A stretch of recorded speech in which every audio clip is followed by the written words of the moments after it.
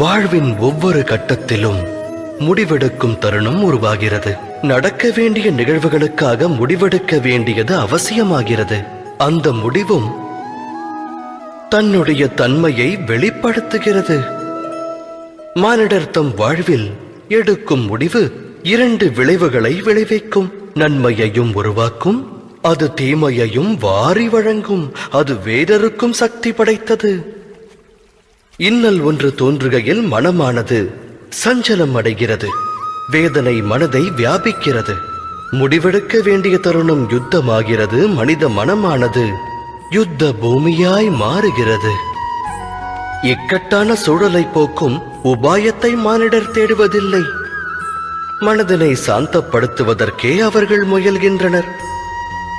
ஆனால் ஓடிக்கொண்டே உணவருந்த இயலுமா என்ன? இயலாது. யுத்த களமாய் மாறிய மனிதனின் மனதால் சுத்த முடிவை எடுக்க இயலுமா? ஒருவன் தன்னுடைய வருங்கால முடிவை அமைதியான மனதோடு எடுத்தால் வரும் காலம் சிறப்பாகிறது.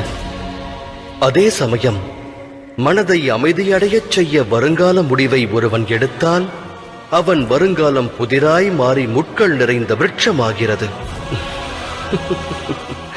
தாம் எடுக்க உள்ள முடிவு எது?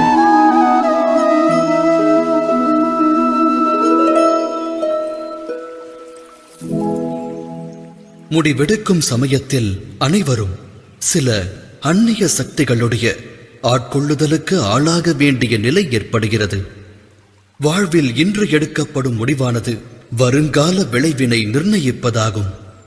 அப்படியென்றால் நம்முடைய வருங்காலம் பிற சக்திகளின் தாக்கத்தால், மற்றவரின் விருப்பத்தால் அமைய வேண்டுமா? நம்முடைய பரிபூரண வாழ்வும் மற்றவரால் வழிநடத்தப்படுமாயின் வாழ்வின் விளைவு என்னாகும்? பரந்த உலகத்தில் ஒவ்வொருவருக்கென்று தனித்துவமான ஒவ்வொரு விருப்பம் இருக்கும். ஆலயத்தில் வழிபடும் பக்தன் தானம் தா என்று வேண்டுவான். அருகில் நிற்கும் கள்வனோ தான் களவாடுவதற்கு நல் வாய்ப்பை தா என்று வேண்டுவான். தர்மம் வியாபித்த மனதானது நல் வழியை காண்பிக்கும். அதர்மம் வியாபித்த மனதோ தவறான பாதையில்தான் இட்டுச் செல்லும். இறைவனிடத்தில் ஒருவன் சரணாகதி அடைந்தால் அவனுக்கு சுகம் என்னும் பிராப்தம் கிடைக்கிறது.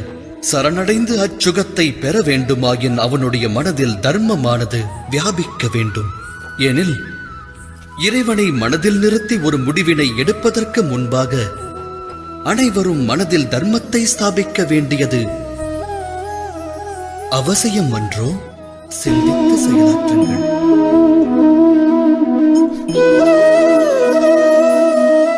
குல வழக்கத்தில் தர்மம் அடங்கியுள்ளது. தர்மத்தை காக்கவும் குல வழக்கமானது பேருதவியாயிருக்கிறது.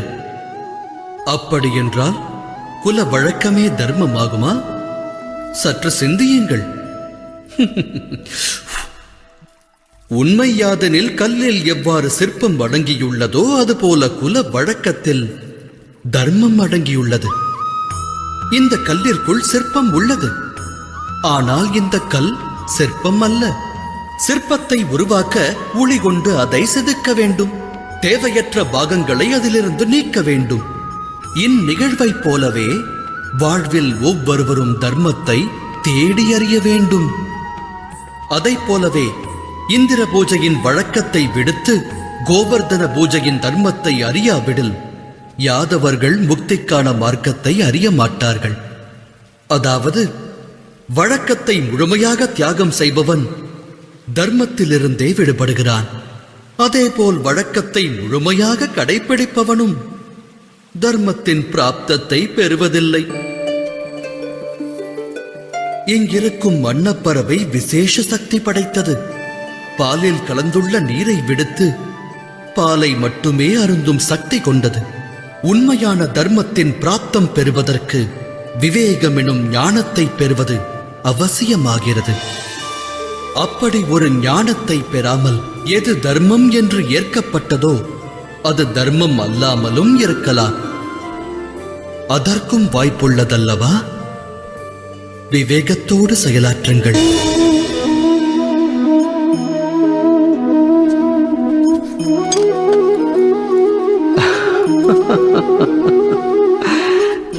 எதிர்காலத்திற்கான மறுபெயரே போராட்டம்.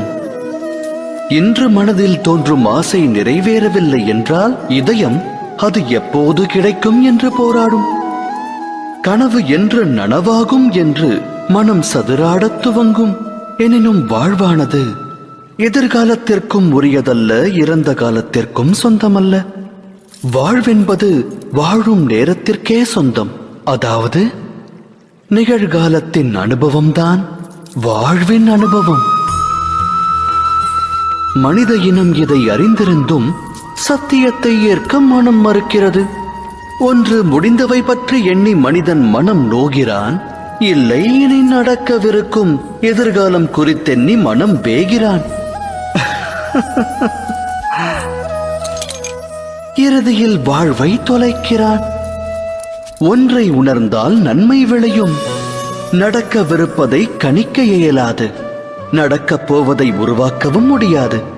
நடப்பதனைத்தும் இனிமையானதென்று மகிழ்ச்சி கொண்ட மனதோடு வாழ்ந்து வருங்காலத்தை எதிர்கொள்ளலாம். நிகழ்வது முன்னரே நமக்கு தெரிந்தால் பின் வாழ்வில் சுவாரஸ்யம் ஏது? சிந்தித்து செயலாற்றுங்கள்.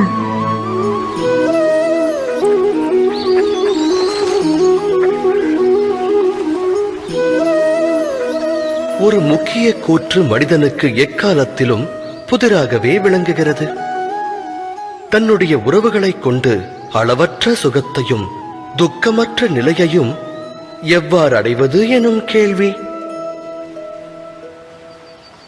தமது சுற்றமும் சூழலும் தமக்கு என்றும் உற்ற ஆனந்தத்தை தந்துள்ளதா? சிந்தியுங்கள். மனித வாழ்வானது உறவுகளோடு பின்னி பிணைந்தது. உற்றார் உறவினரோடு அது பெரும் தொடர்பு கொண்டுள்ளது. ஆகையால் சுகமும் மனித உறவுகளோடு தொடர்புடையதென்பது உண்மையே. அவ்வாறு இருந்தும் ஏன் சுகத்திற்கு பதிலாக துக்கத்தை மானிடன் பெறுகிறான்? எதற்காக குழப்பமும் போராட்டமும் உறவுகளிடமிருந்து துவங்குகிறது? அதை சிந்தித்ததுண்டா?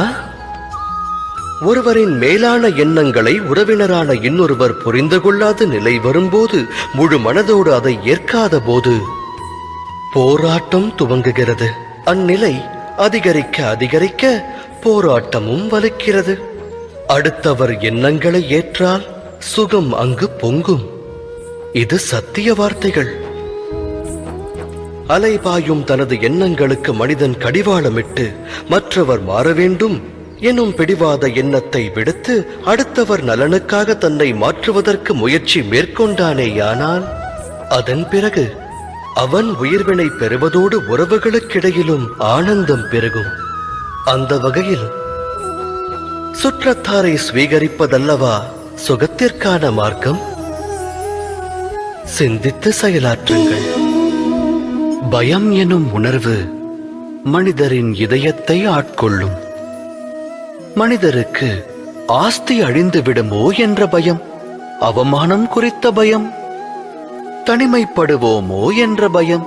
ஆகையால் பயத்தில் மூழ்குவது மனிதருக்கு சகஜமான செயலாகிறது. ஆனால் பயம் எனும் உணர்வு எதை கொண்டு உருவாகிறதோ, துக்கமும் அதன் மூலம்தான் உருப்பெறுகிறது என்று உணர்ந்துள்ளீர்களா? தவறு. அது அடிப்படையில் உண்மையல்ல.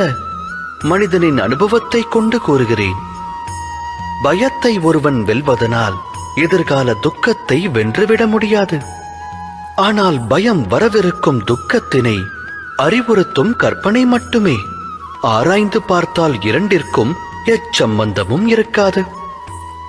இந்த உண்மையை உணர்ந்த பிறகும், பய உணர்வு கற்பனை மட்டும்தான் என்று அறிந்த பிறகும், அந்த உணர்விலிருந்து விடுபட்டு பயமற்று வாழ்வது சாத்தியமான ஒன்றா?